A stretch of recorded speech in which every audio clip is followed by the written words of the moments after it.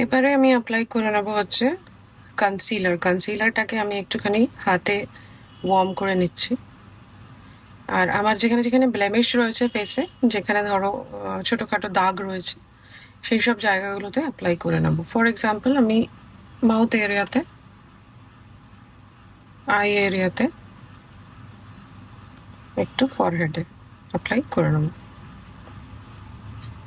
তো কনসিলার আমার অ্যাপ্লাই করা হয়ে গেছে ব্লেমিশে। আমি কিন্তু পাউডার সেটিং এখনো করিনি, পাউডার সেটিং করবো না সেভাবে। করার আগে আমি একটু ব্লাশ লাগিয়ে নিচ্ছি, খুবই লাইটলি লাগাচ্ছি, কেন কি এখন তো এটা তো আমার অফিস মেকআপ গ্রুমিং, তো সে কারণে ব্লাশ খুব বেশি লাগাবো না, অল্পই লাগাবো। আর এটা হচ্ছে ক্রিম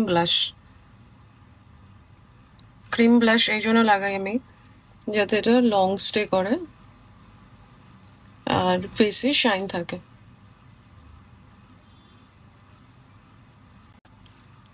এবারে আমি আইব্রোজ গুলোকে একটুখানি ব্রাশ আউট করে নেব। ব্রাশ আউট করে নিলে কি হয়, আইব্রোতে যে ক্রিমস গুলো লেগেছে সেগুলো বেরিয়ে যাবে এবং আইব্রোজের যে হেয়ার্স গুলো আছে ওগুলো ডাউনওয়ার্ড চলে যাবে, একটু বুশি মনে হবে দেখতে। এগুলো পুরোটাই কিন্তু গ্রুমিং স্টেপস, এমন না যে আমি খুব সময় দিয়ে এগুলো করছি। এগুলো হচ্ছে বেসিক। পাউডার সেটিং করবো না বলেছিলাম, বাট আমি মাউথ এরিয়াতে করবো, এই জায়গাটা সোয়েট গ্ল্যান্ডস বেশি আছে, তো এখানে কনসিলার লাগানো রয়েছে।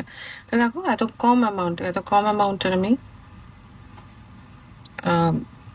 ট্রান্সলুসেন্ট পাউডার নিয়েছি। ট্রান্সলুসেন্ট পাউডার এই জায়গাটা করবো না, কেন কি এখান থেকে ডিরেক্টলি সোয়েটটা বেরোয়।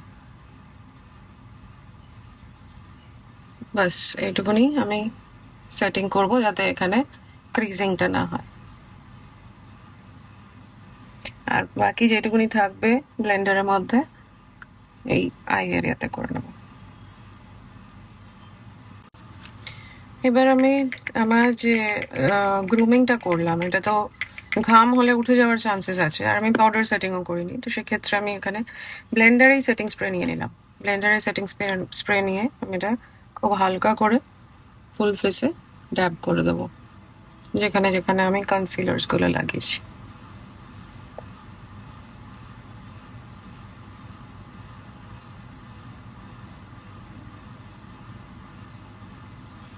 এবার সেটিং হয়ে গেল, এটা আমার ফুল ডে চলে যাবে। এটা আমার হচ্ছে ডেইলি